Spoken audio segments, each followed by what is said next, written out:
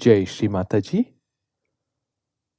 आज उपस्थित सभी विश्व के सभी सहयोगियों भाई बहनों को आज के इस सुबह के ध्यान सत्र में हार्दिक स्वागत है। श्री माता जी को प्रणाम करके हम सामूहिक बंधन लेते हैं।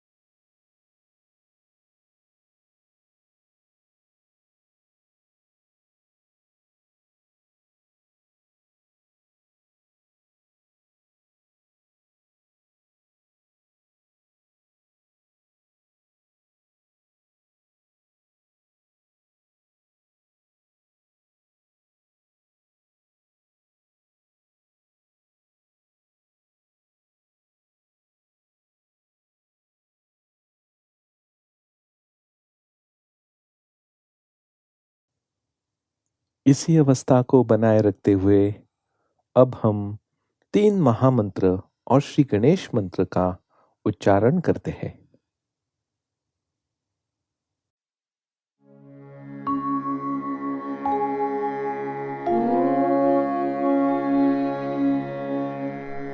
त्वमेव साक्षात् श्री महालक्ष्मी महासरस्वती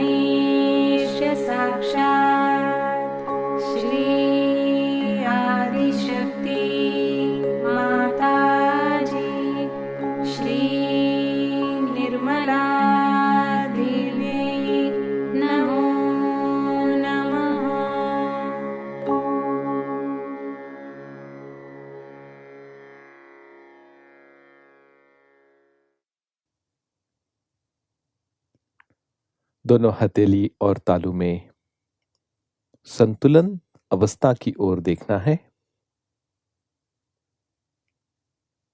राइट हैंड तालू के ऊपर रखते हुए सहस्त्रार खुलने का अनुभव देखिए।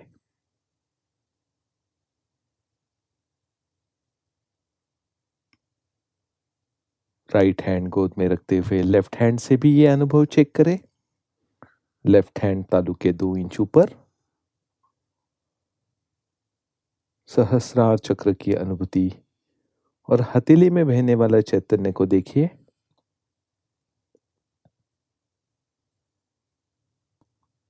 धीरे से हाथ नीचे ले। इसी अवस्था में अब हम कुछ क्षण ध्यान में बैठते हैं।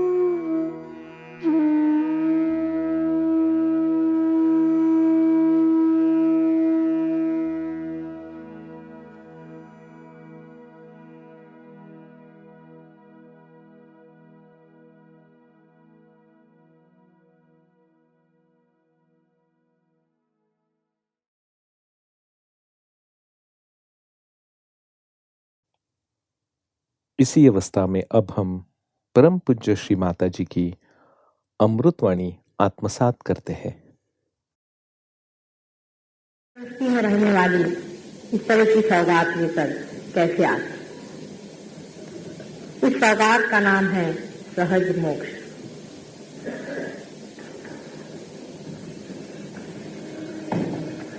पहले कि हम ये जाने कि सहज क्या चीज है, ये जान लेना चाहिए कि मोक्ष क्या है। सैल्वेशन किसे कहते हैं? हम इस संसार में किसकी आए? मनुष्य की उत्पत्ति क्यों हुई? मनुष्य विशेष रूप में क्यों बनाया गया? परमेश्वर ने एक विशेष कलाकृति से इस सुंदर जीव को क्यों इतनी सारी शक्तियां दी? ये समझने के बाद ही आप जान पाएंगे कि आपका सारा अस्तित्व, आपका पूरा एग्जिस्टेंस आपको अत्यंत आनंद में डुबोने के लिए। इसीलिए परमात्मा ने बड़ी मेहनत से इस सृष्टि की। अब आप में ऐसे भी लोग हो सकते हैं कि जो ये कहेंगे कि माता जी परमात्मा कहाँ है, हम तो उस पर भी नहीं विश्वास। एबीसीडी से ही शुरू करना पड़ता है कभी।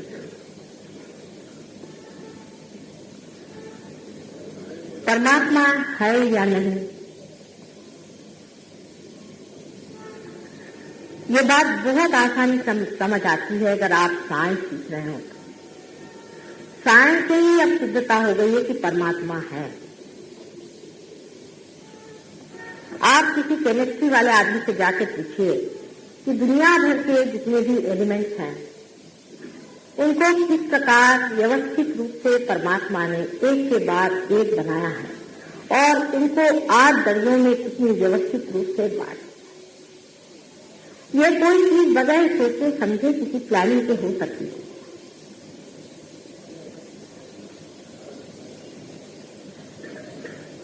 आप जब किसी फिजिसिस्ट के पास जाए और उनसे ये कहने को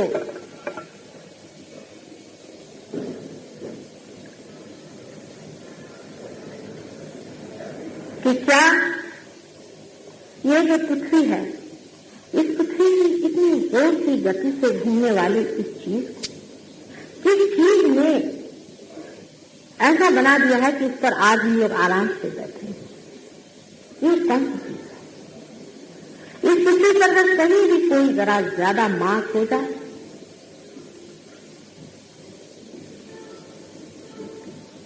तो ये पृथ्वी डामाडोल हो सकती है। पूरी तरह से हम लोग पूरी तरह से डामाडोल हो सकते हैं।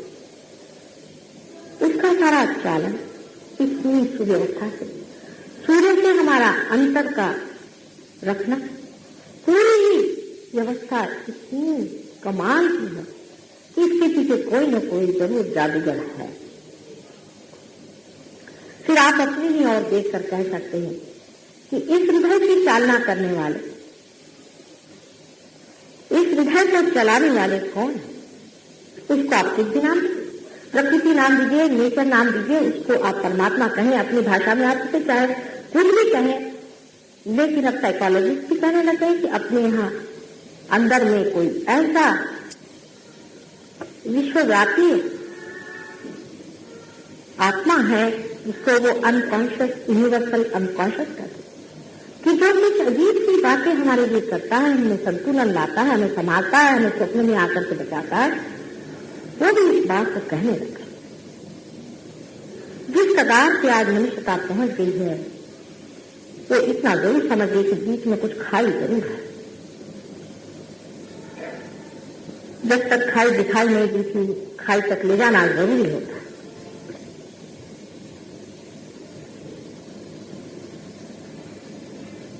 उस सृष्टि ने, उस प्रकृति ने, उस परमात्मा की शक्ति ने ये सारी सृष्टि बड़ी सुंदरता से रखी।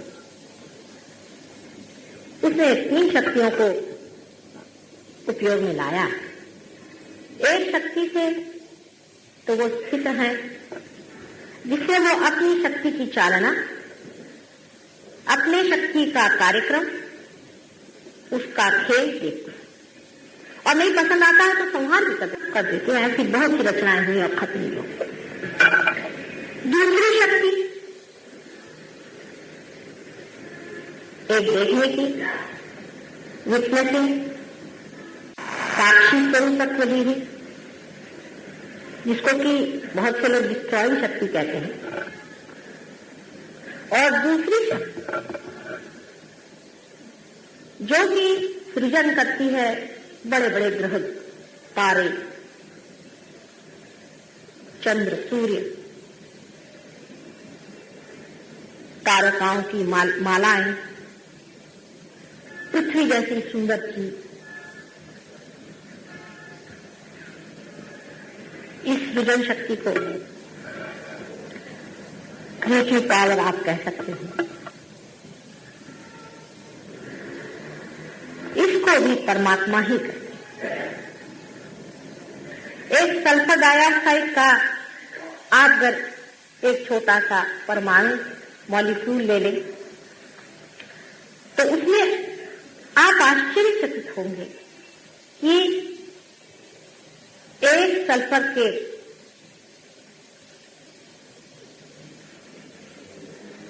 अंदर से कैसा अनुकंपन, वाइब्रेशन आ रहा है। हालांकि वो बिजली जैसा है, इलेक्ट्रोमैग्नेटिक है, लेकिन उसको कौन वहां चला रहा है? उस एक छोटे से परमाणु में उस चीज को कौन चला रहा है? उस अणुरेणु में कौन कंपित है? अगर मैं यहां बोलूं नहीं तो आपके पास कोई आवाज नहीं आने वाली। उस छोटे से अणु परमाणु में वही शक्ति काम कर रही है जिसने सारी सृष्टि की सृजन की है और जो सोचती है और समझती है और सब चीज पे अनुशासित है। आप चाहे विश्वास करें या न करें। तीसरी शक्ति परमात्मा ने जो इस्तेमाल की है, जिसे बहुत ही खूबी से काम में लाया हुआ है, वो उत्क्रांति की शक्ति है, रेवलेशन की शक्ति है। जिस शक्ति के कारण धीरे धीरे मनुष्य इस दशा में आ गया, इस चेतनामय दशा में आ गया। सल्फर डाइऑक्साइड में जो शक्ति स्थित है वो नहीं जानती कि मेरे अंदर कोई शक्ति भी स्थित है। उनको ये भी नहीं पता कि इसके अंदर से कुछ चल रहा है, नहीं चल रहा है, मैं कहाँ खड़ा हूं, कि मेरी क्या एटॉमिक स्थिति है, वो कुछ नहीं पता। वो बस सिर्फ स्थित है, जहां तहां जमे हुए, पूरी तरह से अनुशासित है। उसके बाद जो उनकी तीसरी शक्ति है, उसी में जीवन का स्पंदन शुरू हुआ। उसी शक्ति के वजह से जीवन का स्पंदन शुरू होने के बाद मनुष्य में उत्क्रांति यानी इवोल्यूशन होना शुरू हुआ। मैं कहूंगी कि पहले तो प्राणी मात्रों में ही हुआ, उससे भी पहले आप जैसे जानते वनस्पति में हुआ, और आज मनुष्य में भी उस उत्क्रांति की आखिरी दशा आ गई।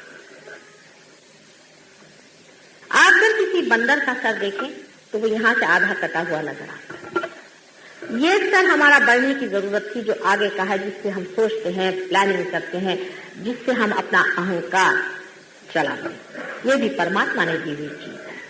इसे जूझने की कोई जरूरत नहीं, इसे घबराने की कोई जरूरत नहीं। ये हिस्सा भी हमारा इतना आगे आना चाहिए था। हमारा शरीर का जीवन यंत्र भी इतना पूरा तैयार होने का था, इसीलिए ये कार्य हुआ।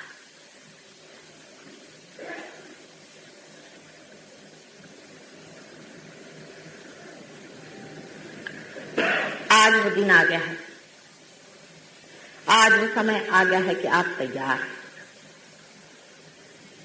इसका वर्णन हमारे किताबों में, ग्रंथ शास्त्रों में, बड़े बड़े ऋषि मुनियों ने और भी धर्मों में हर एक जगह किया गया है। उसका पढ़ना बहुतों से हुआ नहीं, बहुतों ने उसे समझा नहीं, जाना नहीं, लेकिन उसका साक्षात होने की आज घड़ी आ गई।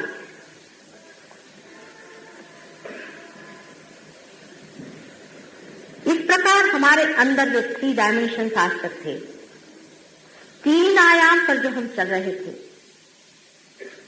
उस 3 आयाम से अब चौथे आयाम पे उतरने का समय आ गया है। और उस चौथे आयाम की बात बहुत दिनों से चल रही। इतना ही नहीं कि इसकी बात चली है, लेकिन उसका इशारा भी हमारे दिमाग में है।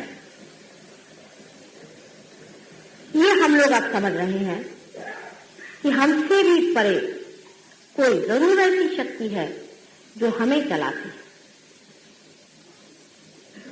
आइंस्टीन के नए खोज से सारे साइंटिस्ट जो हैं अपनी अपनी जगह पर बैठ गए और हैरान हो गए कि आज तक जिस चीज को हम इतना प्रमाण और सत्य समझ बैठे थे, वो बात सही नहीं है, चीज कुछ और निकल है। इस सब शक्ति का सूत्र वही चौथा आयाम है, फोर्थ डायमेंशन, जिस सूत्र से ये सारी ही शक्तियां चलती हैं, जो ये 3 शक्तियों से परे, त्रिगुणों से परे, विचारों से परे अपने अंदर बह रहा है। उस सूत्र से एकाकार होना, उससे आइडेंटिफाइड होना,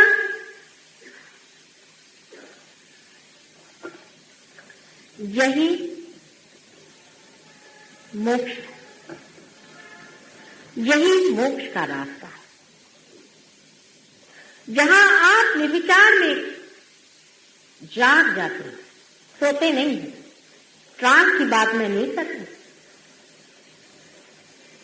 वो तो एक मायावी खेल है जिसके बारे में मैं बाद में आपको बताऊंगी। मैं तो आपके होश में जागते हुए इस चीज को जानने की बात कर रही हूं, क्योंकि जानवरों का जो कुछ भी आज तक इवोल्यूशन हुआ है, उत्क्रांति हुई है, जब वो इंसान बने हैं तो उन्हें कोई होश नहीं था। वो अपने होश में कोई उन्होंने उत्क्रांति नहीं पाई, क्योंकि वो अनुशासित थे। लेकिन मनुष्य स्वतंत्र हो गया, और स्वतंत्र होने के बाद स्वतंत्रता के बाद उसने अपना रास्ता खोजा और अपने इस हिस्से को बढ़ाया है जहां से कि सोचा जाता है, प्लानिंग किया जाता है, आगे की बात देखी जाए।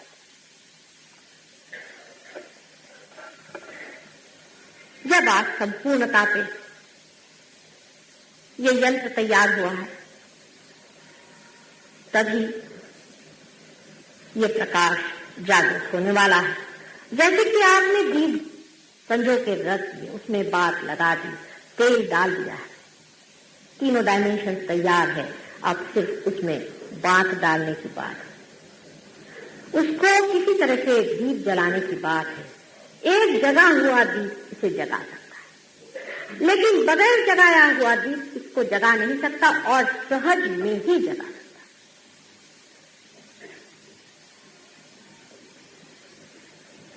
मोक्ष का मतलब सीधा सीधा ये है कि जिस सूत्र के द्वारा, जिस शक्ति के द्वारा ये सारी सृष्टि का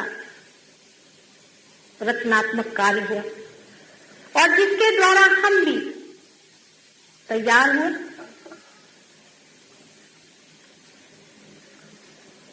उस शक्ति में डूब जाना, उस शक्ति में एकाकार होना, उसी वक्त ये शक्तियां अपने अंदर से झटझट झटझट बहने लग जाती है, जैसे कि सूर्य के अंदर से प्रकाश होता है। लेकिन इस सोच विचार में और इस कूद फान में मनुष्य बड़ी गलतियां कर रहा है। मैं और गलतियों की बात नहीं करूंगी जो अनैतिक है, लेकिन धार्मिकता में भी बड़ी गलतियां हो गई।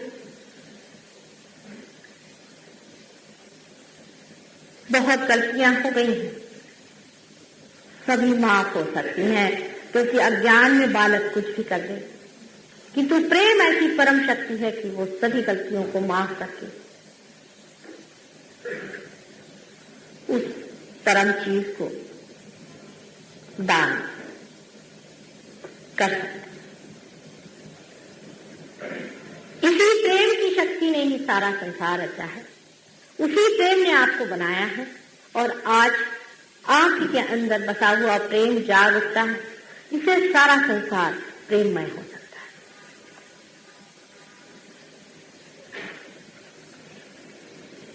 भारत भूमि एक बहुत बड़ी योग भूमि है। उसे आज आप नहीं जानते हैं क्योंकि आपके अंदर वो अभी पहचान नहीं आई। जब आपके अंदर से वो चीज झकझक झकझक बहने लग जाएगी, तब आप जान सकेंगे कि इस धरती पे जो ये झकझक चीज आती है, ये किसी भी देश में कहीं भी नहीं आती है। किंतु जैसे कीचड़ में कमल खिले हों, ऐसे ही हमारे यहाँ बड़े बड़े लोग हो गए। कीचड़ बढ़ रहा है, कमल कम हो रहे हैं। कमल की सुगंध कब इतनी होगी कि जब ये कीचड़ की सुगंध को मार। अगर आपकी तैयारी है तो आपके भी कमल खिलने का समय आ गया। उसके लिए आपको क्या करना चाहिए, कैसे होगा, क्या करें? इसीलिए दूसरी बात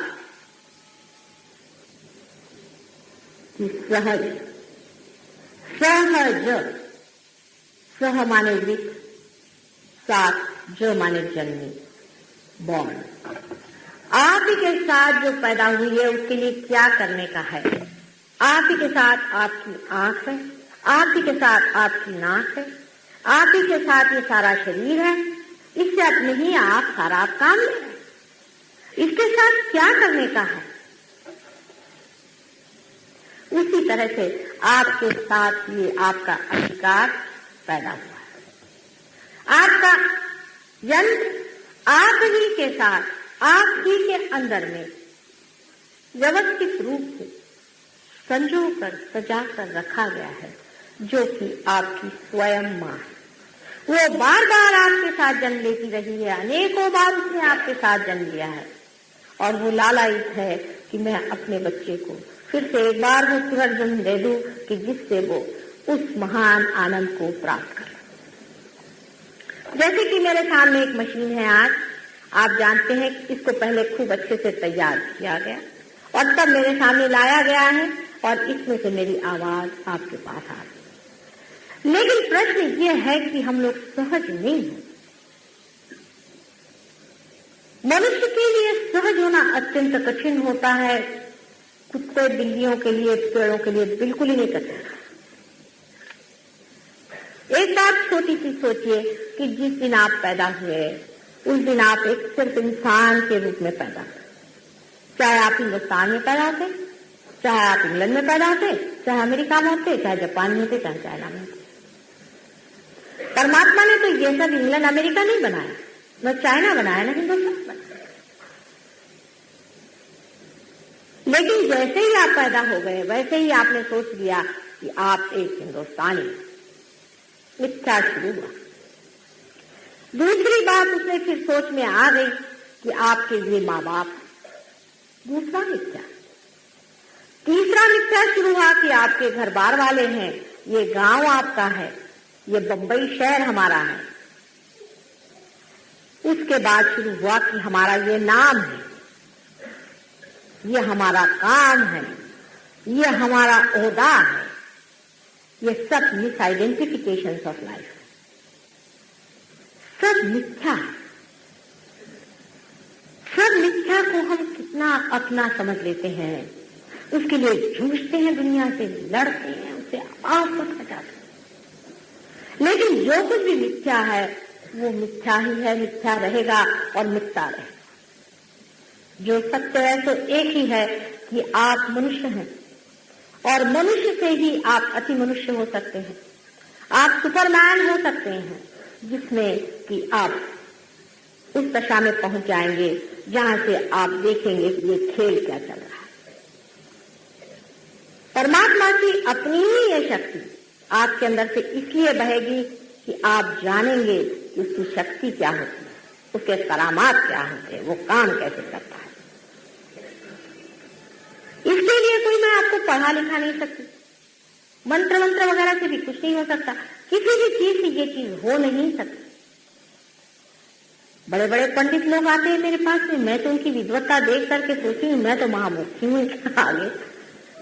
लेकिन उनसे मैं पूछती कि आपने उस आनंद को पाया, उस परम सुख को आपने पाया जिसकी चर्चा आप कर रहे हैं? वो तो माता जी बहुत कठिन काम है, वो तो हमारे बस का नहीं है, उसके लिए तो ये करना होगा, उसके लिए वो करना होगा, हमारी शुद्धि करनी पड़ेगी। काय की शुद्धि कर रहे हैं? हम तो माँ हैं, हम करेंगे आपकी शुद्धि। वो इस बात को नहीं मानते। विद्वानों की कोई माँ नहीं होती, कुछ नहीं होता, वो सबसे बड़े होते, इतने पढ़े लिखे हो जाते कि उनकी माँ भी कोई नहीं होती है। ऐसा पढ़ा लिखा आदमी सहज योग के काम नहीं आता। एक तरह का एक विचित्र अहंकार दिमाग में आ जाता है। मैं ये नहीं कह रही हूँ कि मनुष्य में अहंकार नहीं होता है, अहंकार तो होता है, और प्रति अहंकार भी होता है, ईगो भी होता है, सुपर ईगो भी होता है। उस पर मैं कल आपसे बातचीत करने वाली हूँ। लेकिन उसका जो विद्रूप रूप सामने आता है, उसकी जो उलझनें हमारे सामने आती हैं, वो इस तरह से हमें जकड़ी रहती है कि मनुष्य उसे छोड़ने के लिए तैयार। उदाहरण के लिए जैसे मैं अमेरिका गई, अब देखिए विद्वानों की बातें, आपको आश्चर्य होगा, ऐसे विद्वान लोग बातें करते हैं। मुझसे कहने लगे कि माता जी आप ये जो कर रही हैं इसका कुछ रुपया आपको चार्ज करना चाहिए, कुछ फीस लगानी चाहिए, क्योंकि फला फला आए थे, वो $275 लेते हैं और आप मुफ्त में बांट रहे हैं, तो लोगों को इसकी कोई कीमत नहीं, जो इनको डंडे मार के देगा उसी से। मैंने कहा क्या महामूर्ख है, इनसे कैसी बात की? मैंने कहा भाई तुम मेरे प्यार की जो कीमत लगाना चाहो लगाओ, कितना दे सकते। अब जब तुम अपने माँ के प्यार की भी कीमत लगाने को बैठ गए, यानी इस महामूर्खता को क्या कहा जाए कि वो परमात्मा को भी सोचते हैं पैसे से कमा सकते। मनुष्य को इतना अहंकार इस पैसों से हो गया है कि वो सोचता है कि परमात्मा को भी वो कमा सकता है। वही हाल हमारे मंदिरों में हो गया है, मस्जिदों में हो गया है, चर्चों में हो गया है। जहाँ जाइए वहीं वो धर्म की दशा हो गई है। इसका क्या ज्ञान, इसमें कौन सा ज्ञान, इसमें कौन सी विद्वत्ता है? मुझे बताइए आप कि आप मंदिरों में कहते हैं कि भाई चलो मेरा 101 रुपये चढ़ावा ले लो और मुझे मुक्ति दो। आप पैसों से परमिट खरीद रहे हो। आप भाई मैं तो बड़ा दानी आदमी हूँ माता जी, मैंने तो उस मंदिर में इतने रुपया दिए, और पता ये हुआ कि उसको जो पुजारी साहब को मैंने देखा तो पता हुआ कि महाराक्षस। मथुरा में जहाँ पे कृष्ण बसे, जिन्होंने सारी अपनी लीलाएं की, आपको आश्चर्य होगा कि मैं मथुरा में गई तो देख के दंग हो रही कि वहां के जो पुजारी लोग हैं उनमें से जिन से मैं मिली, औरों का तो मैं नहीं कह सकती, सभी वही अनुचर है जो कंस के अनुचर थे और राक्षस रहते थे, और आज सबको लूट रहे। कोई भी धार्मिक आदमी पैसे की लूट नहीं बता सकता, दूसरे के पैसे पे रहने की उसमें आदत नहीं होती। उसकी दानत भी ऐसी होती है कि उसको कोई खरीद ही नहीं सकता, उसका खरीदने वाला पैदा ही नहीं हो सकता। उसको जो खरीद ले वो क्या धार्मिक होगा? मनुष्य की बुद्धि इतनी बेवकूफ है कि वो धर्म को खरीदना चाहती है। कितनी असहज बात, इम्पॉसिबिलिटी है। आप इम्पॉसिबिलिटी की बातें करते हैं, फिर कहेंगे कठिन है। जरूरी कठिन है परमात्मा की ग्रेस है।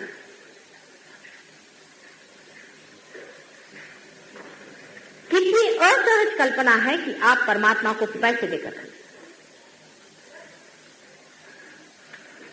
लेकिन आप देखिए, मैं जब से पैदा हुई हूं मैं देखती हूं कि धर्म के नाम पर सिर्फ यही धंधा चला है। कोई भाषण देके पैसा कमाता है, कोई कुछ करके पैसा कमाता है, सब मोटरें खरीद रहे हैं,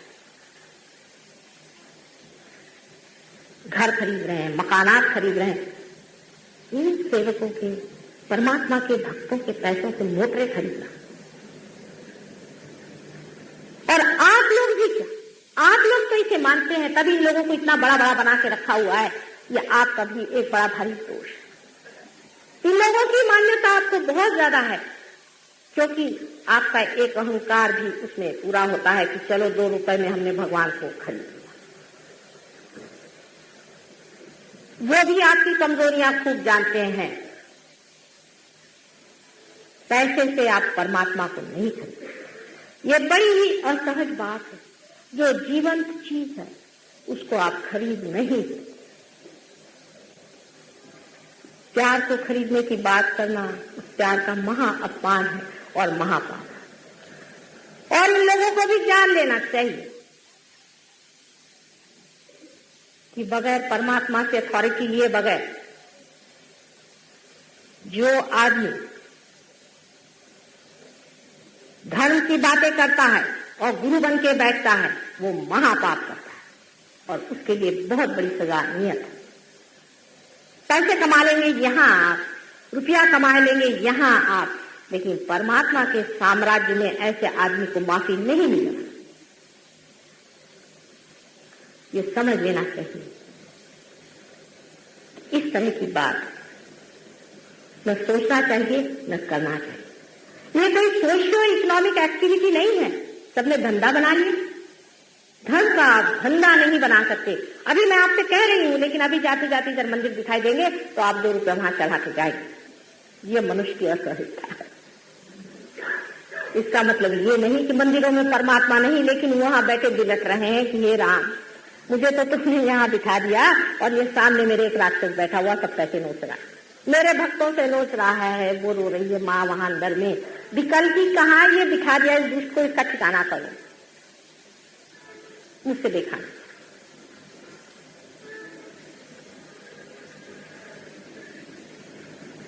असहज, सारी ही बातें असहज में आ। दूसरा तरीका यह है कि आप अपनी शुद्धि करा रहे हैं। पहले तो शुद्धि होती दूसरे ही करके, पैसे दे दे करके भी बहुत से लोग शुद्धि करते नहीं है पैसे से, तो मन से हम अपनी शुद्धि करा रहे हैं। जो करने वाला है वही तो गड़बड़ है। जो करने वाला आपके अंदर है वही गड़बड़ है। उससे आप क्या करा रहे हैं? जैसे कि आपने ये तय कर लिया कि हमें शुद्धि करानी है,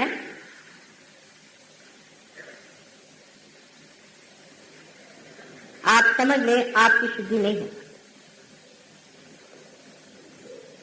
क्योंकि शुद्धि की जिस वजह से होती है, जो धोता है उसकी, जो उसको स्वच्छ करता है, वो पानी ही आपके पास में नहीं है। वाटर ऑफ लाइफ जिसको क्राइस्ट ने कहा था, वो वाइब्रेशन ही आपके पास में नहीं है जिससे आप शुद्धि कराएं।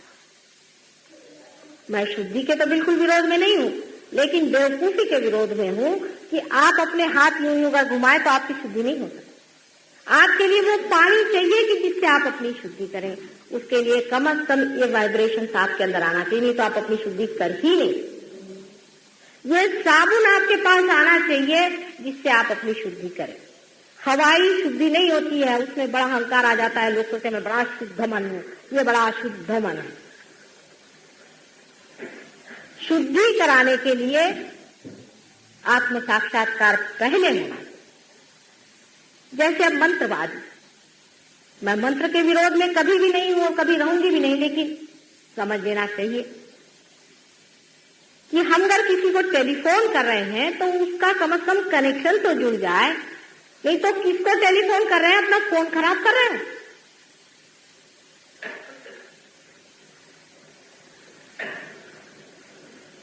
भगवान के मामले में हम तो ये सोचते हैं कि हम जो भी कहें वो ठीक है और जैसा भी करें वो ठीक है। यही मनुष्य की असहज भावना है कि परमात्मा के बारे में अपनी कल्पनाएं बना के रखना, ये मनुष्य की महामूर्खता। क्योंकि वो जैसा है वैसा है, उसको आपको देखना है, जानना है, तब उसके बारे में आप सोचिए। आपने अपने मन से सोच लिया कि ऐसा भगवान है, ये भगवान, मेरे लॉटरी का रुपया मिला, भगवान ने मेरे को बड़ी कृपा करी। अरे उसे कोई धंधा है या नहीं कि तुम्हें लॉटरी का टिकट देने के लिए भगवान बैठा?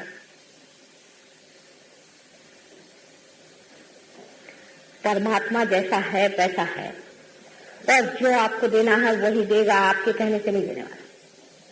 कल अगर कोई बच्चा मुझसे आकर कहे कि माँ मुझे जहर दो, तो क्या मैं उसको जहर दूं? वो अगर कहे कि माँ मुझे किसी तरह से मेहनत करके ऐसी चीज ला दो जिससे मेरा मनोरंजन मात्र हो जाए थोड़ी देर के लिए और बाद में मेरी खोपड़ी फूट जाए, क्या ऐसी चीज मैं उसे दूंगी? हम अपने बच्चों को वही चीज देते हैं जो असलियत होती, जो एब्सोल्यूट होती, वही देना चाहिए। जो माँ बाप ऐसी चीज नहीं देते वो गलती कर रहे हैं, वो माँ बाप नहीं, गलत माँ बाप। परमात्मा से भी जो मांगना है वो परम ही मांगिए, और कोई चीज मांगने की है ये नहीं क्योंकि उसके पास परम ही है। और ये क्या माया और छल कपट, ये उसे मांग रहे हैं। इस चक्कर में आप दौड़ रहे हैं जिससे सिर्फ आपके अंदर में भय, आशंकाएं और आपके मची, जिससे आपके सर में सारे टेंशन भरे हुए हैं और आप परेशान। ये भी कोई मांगने की चीज है। अगर राजा के पास जाइए तो बादशाहत मांगिए, कोई भिखारी के पास जा रहे हैं क्या? लेकिन मनुष्य असहज है, वो असहज है। और जो लोग इस तरह की चीजें उनको करामात करके देते हैं उसको बहुत कुछ समझ। मैं पूछती हूँ कि उन देशों की ओर देखिए जिन्होंने सब कुछ, बहुत कुछ पा लिया मटीरियल। जिन देशों में सब कुछ मिल गया है, जहाँ पे नौकरानियां भी मोटरों में घूमती हैं, उन देशों के अंदर जाकर आपको देखना होगा आज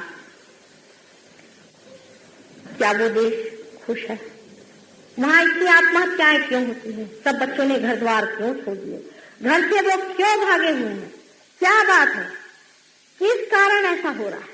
सोचना चाहिए। क्या हम भी उसी भाड़ में जाने वाले हैं? उसी चूल्हे में अपने को जलाने वाले हैं? क्या हम भी उसे खाई में उतरने वाले हैं? क्या उसी रास्ते से इस योग भूमि के भी वासी गुजरने वाले हैं? उसी दशा में से निकल के कि जब हमारे बच्चे हिप्पी हो करके और गांजा पीते हुए दौड़ेंगे तब हम लोग जागने वाले हैं और तब हम समझने वाले हैं कि रास्ते को शॉर्ट सर्किट करो।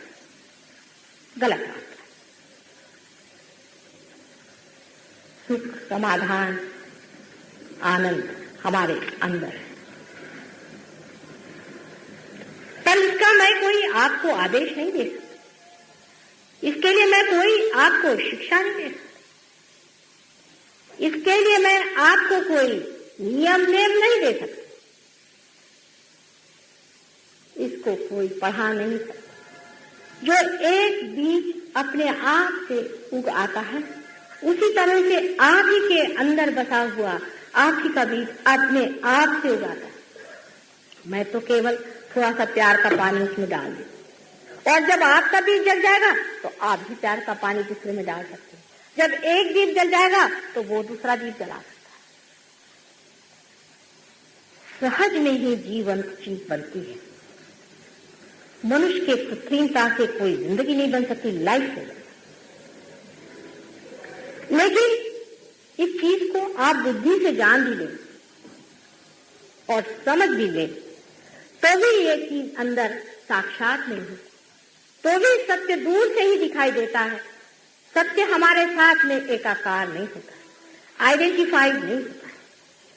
सत्य को तो हम खूब जानते हैं, किताबों में पढ़ते हैं, देखते हैं, लेकिन सत्य हमारे साथ आइडेंटिफाइड नहीं होता। सत्य जो है हमसे दूर ही रहता है। सत्य को हम देखते हैं, उसका दर्शन मात्र होते रहता है और ऐसा लगता है कि कोई छलता है तो समझ में नहीं आता। माना कि सत्य यही है, लेकिन सत्य से हम एकाकार नहीं हो पाते, उससे तादाद नहीं हो पाता।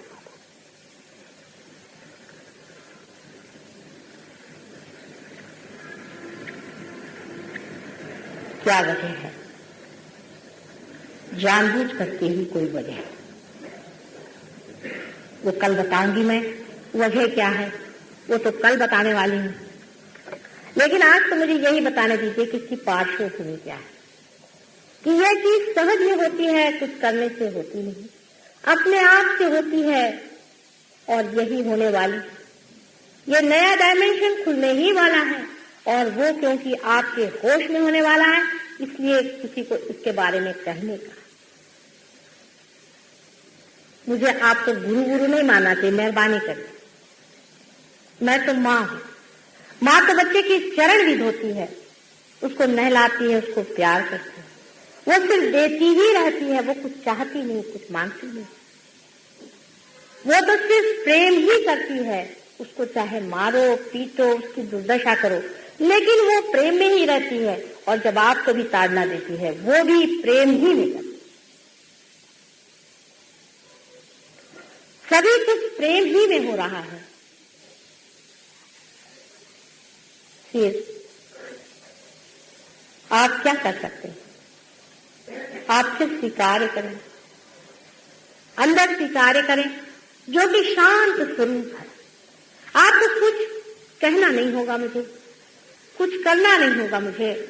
अपने आप जैसे कि सूर्य के किरण अपने आप संसार में फैल करके ये सृष्टि में अपना जाल फैला करके आपको जीवन दान देते हैं, उसी प्रकार ये प्रेम भी फैल कर आपके अंदर घुस जाए और आपके अंदर जाकर के वो कार्य कर। कुछ करने का नहीं, यही सहज है और यही मोक्ष है। आप लोगों को इतनी तादाद को देखकर बड़ी खुशी होती है कि इस देश में इतनी परेशानियां होते हुए भी मनुष्य शांति की खोज में, आनंद की खोज, सत्य ठिकाने पर पहुंचना चाहता है, गलत ठिकाने नहीं जाता। ये बड़ी भारी बात है। ये भी पूर्व जन्म के संचित है जो आज आप यहाँ पर। इसके लिए मैं आपको एक छोटी सी कहानी बताऊंगी। एक बार नल ने कली को पकड़ लिया था। नल तो आप जानते हैं, राजा नल। हिंदुस्तान में तो इतना एक्सप्लेनेशन करना नहीं पड़ता, सब लोग जानते हैं। कली को पकड़ लिया था और कली से कहा कि आओ मैं तुम्हारी गर्दन ऐसी मरोड़ देता हूं कि फिर से तुम जीवित हो। तुमने मेरे साथ बड़ी बड़ी छलना। कली ने सोचा कि अब तो कोई बचाव है नहीं, तो उन्होंने कहा कि अच्छा भाई तुम मुझे मार डालो, मुझे कोई हर्ज नहीं, लेकिन तुम मेरी महिमा सुनो, तुम कलियुग की महिमा सुनो, तब तुम मुझे नहीं मारो। क्या महिमा है? अच्छा बताओ। कल ये महिमा है कि कलियुग में ही आज इन पहाड़ों में, कंदरों में घूमने वाले ऋषि मुनि खोजते हुए, त्राही त्राही करते हुए भटक रहे।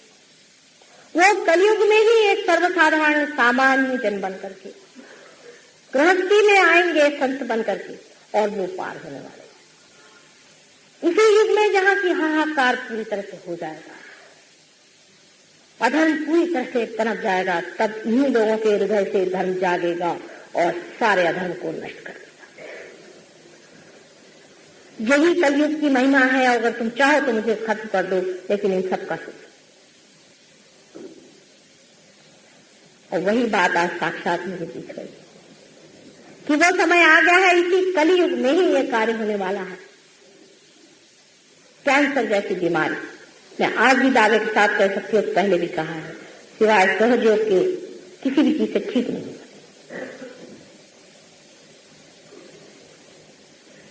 सारी ही बीमारियां इन वाइब्रेशन से ठीक हो सकती हैं, अधिकतर।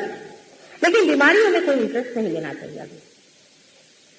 अभी तो डॉक्टर पहले तैयार कर लें, पहले डॉक्टर तैयार हो जाए, 1000 ऐसे डॉक्टर हो जाए, बस बहुत। और इसके लिए आपको डॉक्टर भी पास करना नहीं होगा, क्योंकि यहाँ तो ऐसे हाथ करना है और ऐसे हाथ करना है और यूं हाथ करना है, बस वाइब्रेशन आ गए, उनको घुमा देना है, काम खत्म। इशारे पे नाचेगी सारी प्रकृति। जब आपके अंदर से एक चीज बहने लगेगी, आपको आश्चर्य हो कितने सहज में ही आप ये कार्य को कर सकते हैं। बहुत ही सहज में, और आपको अपने ऊपर आश्चर्य होगा।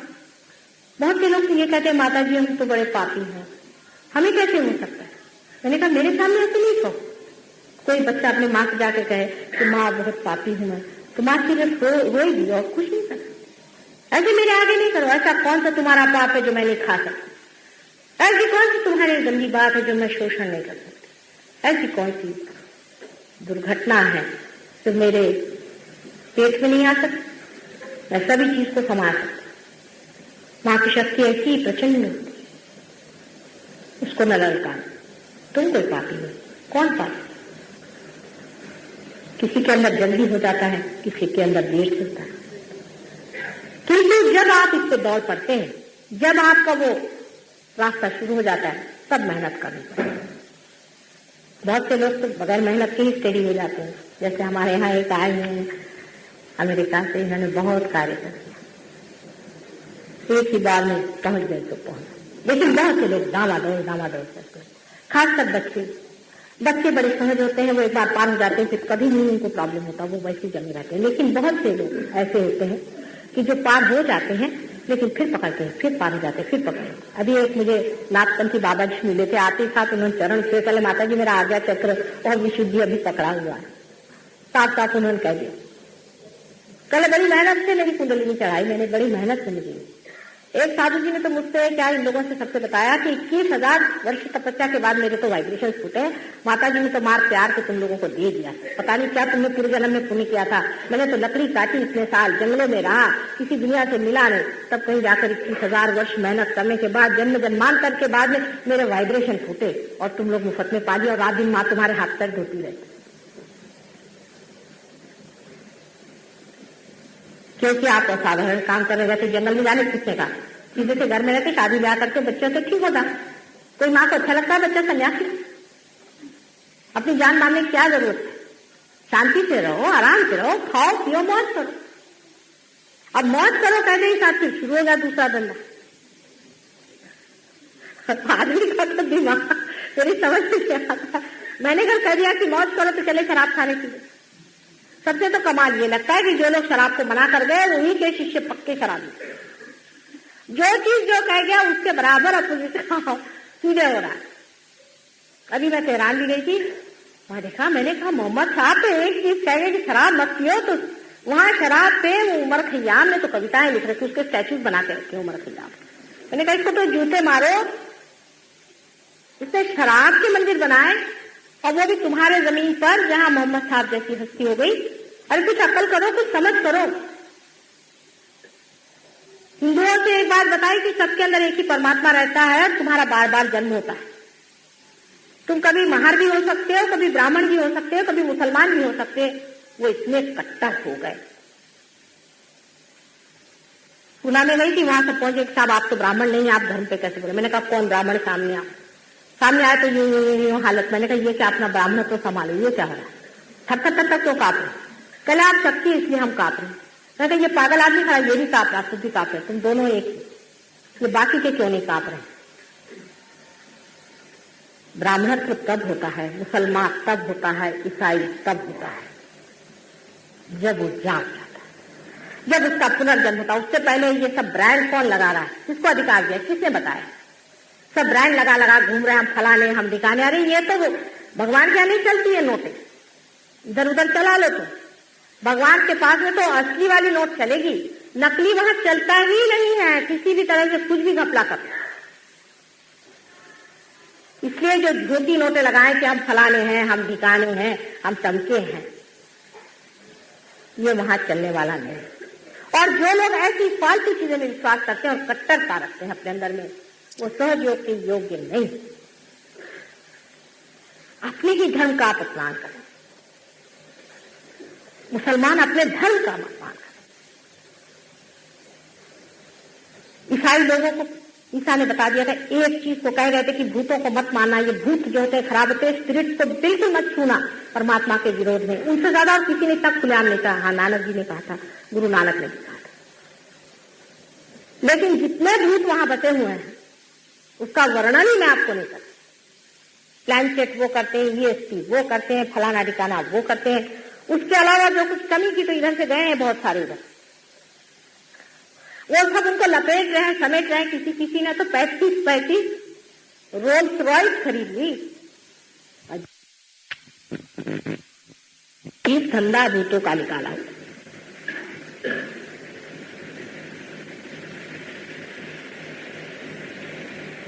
इस तरह की चीजें, जिस चीज को कहा गया वही चीज उसके ही उल्टे जो धर्म सिखाता है वो धर्म नहीं। धर्म को पूरी तरह से पहचाना, और खासकर हिंदू धर्म जैसा ऊंचा धर्म जिसमें कि ऋषि मुनियों ने न जाने कितना ही पता लगा लिया है, कितना, इतनी बारीक बारीक चीजें इन्होंने पता लगाई। कभी कभी आश्चर्य लगता है कि ये मानव इन्होंने कैसे इतना जाना, इतनी बारीक बारीक बातें कैसे जानी। मैं जब देवी महात्म्य को पढ़ती हूँ तो मैं सोचती मार्कंडेय स्वामी क्या माइक्रोस्कोप लेकर लगे थे?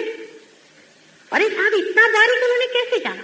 जब मैं आदि शंकराचार्य को पढ़ती हूँ तो दंग रह जाती हूँ कि कैसे उन्होंने एक एक छोटी बात का कि हूं का मतलब क्या है, हाँ का मतलब क्या, रीम का मतलब क्या, कैसे पता लगाया। एकदम शरणागति। बहुत मुश्किल काम है, बहुत मुश्किल काम है। पता नहीं कैसे ये सब पता लगा।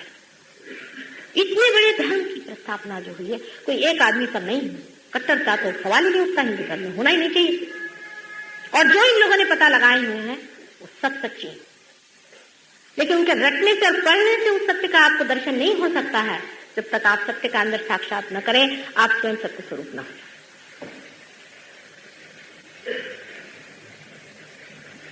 सत्य के खोज में बहुत लोग घूमते हैं, लेकिन असल में असत्य पे ही पड़ जाते हैं। इस वजह से चीज असहज हो जाती है।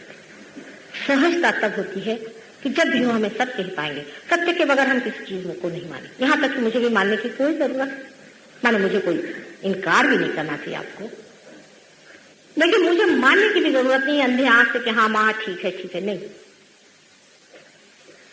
जब आपके अंदर साक्षात होगा, आप स्वयं ही जान जाइएगा कि मैं आपको कोई बात झूठ नहीं बताती, मुझे आपसे कोई छल कपट नहीं करने का, मुझे आपसे कुछ लेने का नहीं, सिवाय इसके कि आप उस कल्याण को पालें, उस परम गति को पालें जिसके बारे में बहुत बार आशीर्वचन हुए। आपके बैंक में अकाउंट है, उसको मैं कैश करना चाहती हूँ। मैं तो एक सिर्फ कैशियर मात्र, लेकिन जिसका कुछ भी अकाउंट नहीं होगा उसको क्या किया जाए? थोड़ा बहुत तो होना चाहिए, ओवरड्राफ्ट नहीं सकता, लेकिन थोड़ा बहुत तो अकाउंट परमात्मा के पास भी होना चाहिए। जैसे कि बहुत से लोग मेरे पास आते हैं, माता जी वो तो ठीक हो गए, हमने ठीक है। सोचने की बात है, तो माँ का प्यार सभी के लिए ठीक है तो सबको ठीक करना चाहिए, लेकिन एक माँ के सभी बच्चे एक जैसे होते नहीं। और परमात्मा तो पुरुष है, वो तो बाप है, वो तो आपको पता है भाई क्या करें। वो भी जानता है अगर आप दुष्ट हैं, कल अगर हिटलर कहे कि साहब मेरे लिए आप राज दे दीजिए, उसको कौन राज देगा? उसको तो कुछ सजा हुई ही नहीं, बहुत सजा होनी चाहिए। मनुष्य को ये भी समझ लेना चाहिए कि हम अगर सहज में हैं, हम अगर परमात्मा के चरणों में हैं, तब तो परमात्मा हमसे बहुत खुश है। और इस मामले में आप कुछ ढोंग नहीं कर सकते, वो सब जान, आपका आगा पीछा सब जान, हर एक चीज जानते। वो तो वो क्या आपके अंदर में बसी हुई ये जो छोटी सी कुंडलिनी है, जो आपके अंदर वो शक्ति बसी हुई है, वही टेप रिकॉर्डर जैसे है, उसके अंदर सारी टेप, और वही टेप रिकॉर्डर जो है, जो टेप है, वो टेप जानती है कि कब आप पार हो सकते। वो तभी उठेगी, वो तभी चलेगी जिस वक्त में आप ऐसे आदमी से साक्षात करेंगे जिसके पास धर्म की अथॉरिटी है। और बाकी जितने कुंडलिनी के खेल करते हैं बहुत तमाशा कर रहे हैं। ये कुंडलिनी की जागृति नहीं करते हैं, ये तो गणेश जी का उसमें अपमान करते हैं बहुत बड़ा। वो तो द्वार रक्षक है, वो इन सब गधों को जानते हैं। और अगर आप इन लोगों के थ्रू अपनी कुंडलिनी जागृत करेंगे तो मार तमाशे मच जाएंगे। और वही फिर किताबें लिखते हैं कि उसमें आज जलता है, उसमें होता है। आपको किसने कहा था कुंडलिनी को हाथ लगाने के? आप होते कौन है? आपकी माँ अंदर बैठी हुई है, उसके द्वार रक्षक श्री गणेश बैठे हुए, वो चिर के बालक हैं। उनको मालूम है कि उनकी माँ लज्जा से ढकी हुई, उसकी इज्जत, उसकी आबरू संभालना उनका कर्तव्य है। आप जब गलत रास्तों से उन पर अपना अधिकार जमाना चाहते हैं, वो तो कुछ भी नहीं करती हैं, लेकिन उनका जो लड़का है ना, ये बड़ा गुस्से है, सुनता नहीं, उसको कितना भी समझाओ सुनेगा नहीं। ऐसा बिगड़ जाता है कि आपकी आदत हो जाती है। और फिर एक साहब अभी दिल्ली में मेरे पास आया, कह रहे मेरी कुंडलिनी जागरूक हो ले, गर्मी के मारे हालत खराब है। मैंने कहा कुंडलिनी तो इतनी ठंडी है कि उसका टेम्परेचर -273 डिग्रीज है, मतलब एब्सोल्यूट 0। वो तो एकदम ठंडी चीज है और ठंडे वाइब्रेशन आते हैं उससे। और जो गर्मी हुई ना, वो आपकी अकल मारी गई थी। कल मैं सब कुंडलिनी जब उठती है, किस तरह से उठती है, कुंडलिनी चीज क्या है, उससे घबराने कोई चीज नहीं। वो आपकी माँ ही है, आपके अंदर कहाँ बैठी हुई है, वो मेडिकली से क्या कहते हैं, साइंटिफिकली क्या कहते हैं, साइकोलॉजी में क्या कहते हैं, ये सब आपको समझाऊं। और इसके अलावा ये भी मैं समझाऊंगी कि इसके जागरण के वक्त में क्या क्या होता है, आप में कौन सी चेंज आ जाती है, आपके माइंड की कौन सी दशा हो जाती है। इस पर मैं आपसे विवेचन करूंगी। कल भी आप आइएगा और परसों भी आइएगा, 3 दिन जरूर आना होगा। एक दिन में लोग तो सोचते हैं कि जैसे चलो वहां पानी पी के आ गए, ऐसे चलो माता जी का भाषण सुन के आ गए। अपने लिए समय निकालिए। आजकल हम लोग घड़ियां बांधते हैं समय बचाने के लिए। सिर्फ एक चीज के लिए हम समय बचा रहे हैं, अगर आप लोग सोचें तो अपने उत्क्रांति के लिए, अपने असेंट के लिए, अपने जंप के लिए, और किसी चीज के लिए हम समय नहीं बचा रहे हैं। या हम समय बचा करके सिनेमा में जाएंगे, मैं सिनेमा के विरोध में नहीं, लेकिन समय अगर बच रहा है आपका कहीं भी, तो वो पहले अपने उत्क्रांति में देना। 3 दिन का आप लोग जरूर समय दें और बड़ी तादाद में भी कल आए और इसको पाएं। पाने की चीज ये है, बहुत आसानी से हो सकता है। अभी इसके बाद भी थोड़ा सा इसका हम प्रैक्टिकल आपको दिखाने की कोशिश करेंगे। जो आपको मिलेगा आपके अंदर, बहुतों को हो भी जाएगा, एक क्षण में हो जाता है, एक क्षण में आदमी हो जाता है। लेकिन उसकी तैयारी अगर हो, समझ लीजिए आपको कोई फिजिकल एलिमेंट है, आपको कोई शारीरिक व्यथा है, तो कुंडलिनी रुकती है, मुझे कहती है कि आप इसको ठीक करो, तब मैं उठूंगी, तो मैं ठीक भी कर देती हूँ और इसी सिलसिले में आप ठीक भी हो जाते हैं। लेकिन ठीक करना कोई मेरा कर्तव्य नहीं, वो तो कुंडलिनी करती है, वो करवाती है। लेकिन जो आदमी कभी ध्यान में भी ना आवे, जिसको परमात्मा के प्रति कोई रुचि भी नहीं हो, वो आए मेरे पास, माता जी मैं आपके पास, जैसे मराठी में कहते मुद्दा मुना लो, मैं जानबूझ के आया हूँ। तो मैंने पूछा काहे के लिए आप आए? मैंने सोचा कि भागते हुए मेरा बेटा कोई चला रहा है क्या। कल मेरे मामा के, दादा के, फलाने के, ठिकाने के उसका कैंसर हो गया है, तो माता जी उसको ठीक। मैंने कहा भाई ये मेरी समझ में नहीं आता कि मुफ्तखोरी की भी इधर जो बात शुरू है, तो ये भी कोई मुफ्तखोरी की हद हो गई। जो लोग सहयोगी हैं, जो पार हो गए, उनको वरदान है, उनको शारीरिक, मानसिक, बौद्धिक तीनों चीजों का वरदान है। इतना ही नहीं, लेकिन संसारिक भी वरदान है। जितने भी लोग पार होते हैं, जो भी लोग पाते हैं, बहुत से लोग पिछली मर्तबा भी पार हुए, आप में से भी कुछ बैठे हैं, वो कभी भी सामूहिक तरीके से आते हैं। इसलिए आपको जान लेना चाहिए कि ये जो उत्क्रांति हो रही है, ये सामूहिक है, ये विराट की, संपूर्ण की है। एक अकेला बैठ करके करने वाली तो हिमालय पे करनी होगी, लेकिन कलयुग में एक संपूर्ण विराट सामूहिक, पूरा समाज की समाज इवॉल्व होना पड़ेगा, पूरा विराट का शरीर जागरूक होना पड़ेगा। एक इंडिविजुअल की ये बात नहीं है। ये जब आप ध्यान में आएंगे आप समझ लेंगे कि क्यों माता जी ऐसा कहे।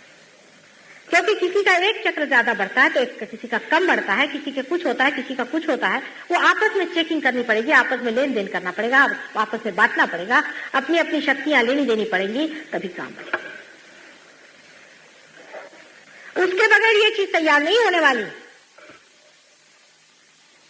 ऐसे तो बहुतों को दिया है, बहुत से मिनिस्टर्स को दिया है, बहुत से बड़े बड़े पदाधिकारियों को दिया है, और राजाओं, महाराजाओं, और पता नहीं कौन कौन विद्वानों को, रैंगलरों को, और किसके नाम में बहुतों को दिया। लेकिन सब अपने घर में बैठे, माता जी ने हमें बड़ा आनंद दिया। फिर जब कभी मिलता, माता जी मेरे वाइब्रेशंस तो चले गए, क्या बात? अभी तुम्हारे तो 3 चक्र पकड़े गए हैं, वाइब्रेशंस तो चले जाएंगे, तुमको आना चाहिए ध्यान में। माता जी मेरे पास टाइम नहीं ना, मैं बहुत बड़ा आदमी हूँ। इतने आप बड़े हो गए कि आपको अपने लिए भी टाइम नहीं, तो बेकार है आपकी जिंदगी। ऐसे लोग जैसे वो चिंपैंजी वगैरह हो गए थे ना, मिसिंग लिंक्स, वैसे हो जाएंगे, जो अपने को अतिशय बड़ा समझते हैं, पैसे की हवस में, ओहदे के हवस में, पोजीशन के हवस में, सत्ता के, प्रतिष्ठा के हवस में जो लोग अपना समय बर्बाद कर रहे हैं, उनका कुछ भला नहीं होने वाला। खास सहयोग में उन्हीं का भला होगा जो थोड़ा सा समय अपने लिए भी निकाल सकते हैं, अपने लिए भी चल सकते हैं, उन्हीं का भला होगा। यह आपके खुद चॉइस की बात है, यह आप अपने फ्रीडम की बात है, आपके अपने सोचने की बात है। इसमें कोई फोर्स नहीं कर सकता है। अगर आपकी इच्छा नहीं होगी, अगर आपका विल नहीं होगा, आपकी स्वतंत्रता में आपने इसे स्वीकार ही नहीं किया हो, तो आपको राजा कैसे बनाया जाए? कोई जबरदस्ती ठेल ठाल के थोड़ी बिठाया जाएगा। आपकी स्वयं तैयारी होनी चाहिए, इच्छा होनी चाहिए, और पूर्ण स्वतंत्रता से होनी चाहिए। इसलिए नहीं कि मैं कह रही हूं, बिल्कुल भी नहीं, क्योंकि आप अंदर से आंतरिक महसूस कर रहे हैं, इसीलिए। मैं कौन हूं कि कहने वाले आपके लिए आज? अभी तो कुछ नहीं, जब कुछ आपकी हो जाऊंगी तब बात दूसरी। जब आपका पुनर्जन्म हो जाएगा तब आपका हमारा रिश्ता हो जाएगा अटूट, लेकिन अभी तो नहीं। तब तक आप पूर्णतः अपने को स्वतंत्र हैं। आप इसका चॉइस करें, सोचें और इसको पालें।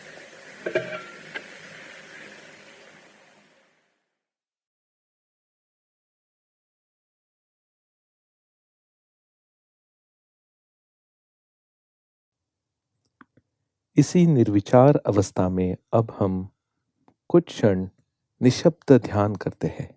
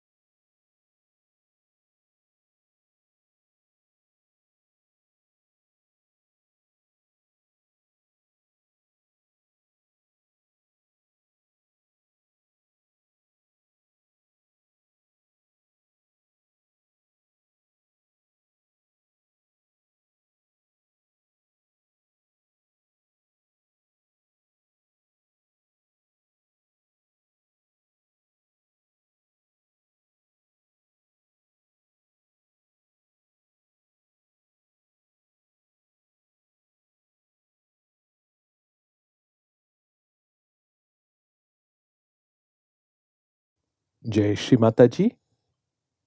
श्री माता जी के चरणों पर प्रार्थना अर्पित करते हैं। परम पूज्य श्री माता जी, कृपावंत होकर हमें श्री गणेश जैसा अबोध बनाइए।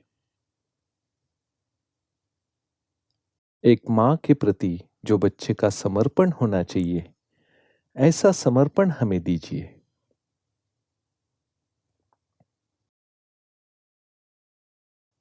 श्री माता जी, आपके चरणों पर कोटि कोटि नमन।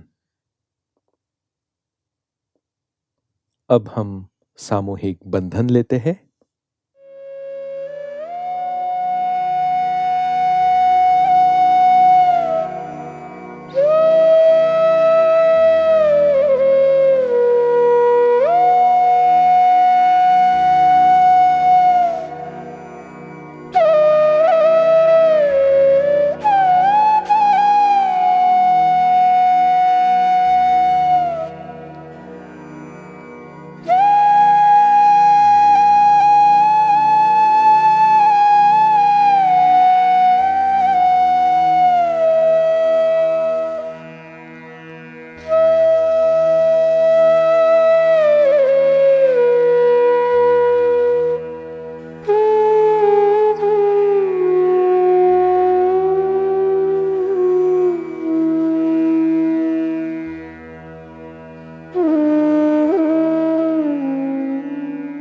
आज का ध्यान सत्र यहीं पर समाप्त होता है। जय श्री माता जी।